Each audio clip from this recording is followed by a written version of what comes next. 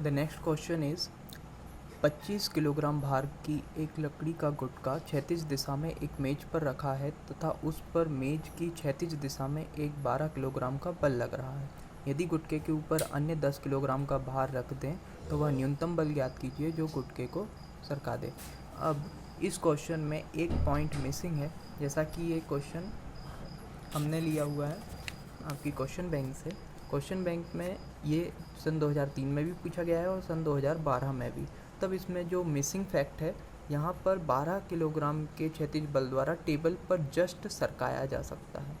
Just सरकाया जा सकता है मतलब यहाँ पर एक बहुत इम्पॉर्टेंट चीज़ यहाँ बताई गई है, लेकिन जो कि हमें इसके 2003 वाले जो क्वेश्चन है उसमें ये वैल्यू नहीं दी गई है। तो हम इसको सॉल्व करना स्टार्ट कैसे करेंगे? सबसे पहले तो यहाँ पर हमें किलोग्राम में भार दिया हुआ है, तो किलोग्राम को भार को हमें सबसे पहले एक्चुअल वेट में कन्वर्ट करना पड़ेगा। इसके लिए हम जी की वैल्यू 10 अप्रॉक्सीमेट कंसीडर करते हैं। तो W1 जो ब्लॉक 1 का जो वैल्यू भार है वो कितना हो जाएगा? 25 × 10 250 न्यूटन। एंड देन जो उसके ऊपर रखने वाले दूसरे ब्लॉक हैं वो उसका भार है 10 किलोग्राम, तो वो हो जाएगा 100 न्यूटन। ऐसे ही जो हम पुल फोर्स लगा रहे हैं, अप्लाई कर रहे हैं, वो होने वाला है 12 किलोग्राम, तो ये हो जाएगा 120 न्यूटन। तो ये चीज़ हमें याद रखना है। इसके बाद जब हम पहली कंडीशन की बात करते हैं, जब जो ब्लॉक है वो यहाँ पर रखा हुआ है फर्स्ट वाला ब्लॉक और इसके ऊपर कोई ब्लॉक तब नहीं है, केवल इस ब्लॉक की कंडीशन में यहाँ पर हम देखते हैं इस ब्लॉक का जो वेट है वो 250 न्यूटन है और इसे 120 न्यूटन से खींचा जा रहा है। और ऑब्वियस सी बात है इसके अपोजिट डायरेक्शन में फ्रिक्शन फोर्स लगेगा और F = होता है म्यू आर। इस फर्स्ट कंडीशन के लिए आर की वैल्यू हम R1 मान लेते हैं, तो म्यू R1 = 120 और म्यू = 120/R1। इसको हम इस प्रकार से भी देख सकते हैं कि हमने फोर्सेस को हॉरिजॉन्टली रिजॉल्व किया है। Now resolving it vertically, so R1 is just opposite to 250 newton, that is the weight of the block. तो R1 250 न्यूटन के बराबर हो जाएगी। इससे म्यू की वैल्यू 120/250 हो जाएगी। तो यहाँ से म्यू की वैल्यू आपके पास कितनी हो जाएगी? 120/250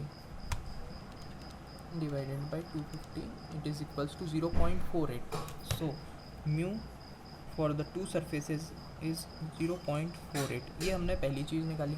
अब हम जब इसके ऊपर दूसरा ब्लॉक भी पुट कर देते हैं तब यहाँ पर क्या कंडीशन बनती है? एक ब्लॉक तो ये हमारा पहले से था, इसके ऊपर हमने 10 किलोग्राम का ब्लॉक जो है वो फिर से रख दिया, तो टोटल वेट कितना हो जाता है? 250 + 100 W1 + W2 350 न्यूटन।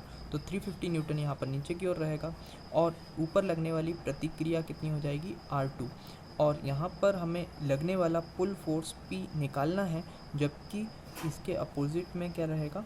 इसका जो म्यू R2 यानी जो नई कंडीशन रहेगी, ये हमारी फर्स्ट कंडीशन थी और ये हमारी सेकंड कंडीशन है। तो नई कंडीशन में इसमें प्रतिक्रिया हो गई म्यू R2, तो फ्रिक्शन फोर्स हो जाएगा म्यू R2। अब यहाँ पर म्यू की वैल्यू हमें पता है, इसको रिजॉल्व करते हैं। वर्टिकली यदि हम रिजॉल्व करते हैं तो R2 की वैल्यू 350 के बराबर हो जाएगी। R2 की वैल्यू जब 350 के बराबर हो जाएगी तो इसको यदि हम वर्टिकली रिजॉल्व करते हैं तो R2 = 350 न्यूटन। एक ये चीज़ हो गई। उसके बाद हमें यदि हम हॉरिजॉन्टली रिजॉल्व करते हैं तो P = म्यू R2। यहाँ पर म्यू की वैल्यू और R2 की वैल्यू दोनों हमारे पास ऑलरेडी आ चुकी हैं। P = mu is 0.48 multiplied by R2 is 350 Newton.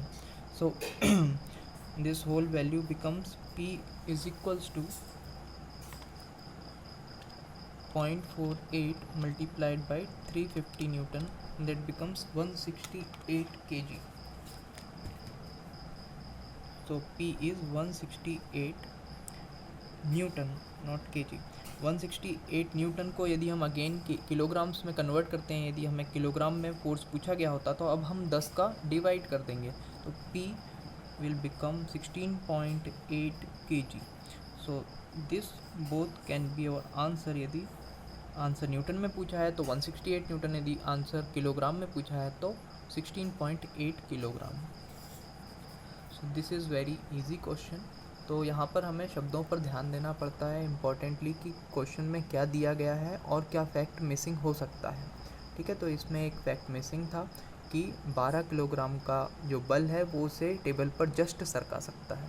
ठीक है, तो इसे इसमें कोई भी इंक्लाइन प्लेन वाली वैल्यू नहीं थी, बस 2 बॉक्स एक के ऊपर एक रखे हुए थे, तो इसे हमने बहुत इजीली सॉल्व किया।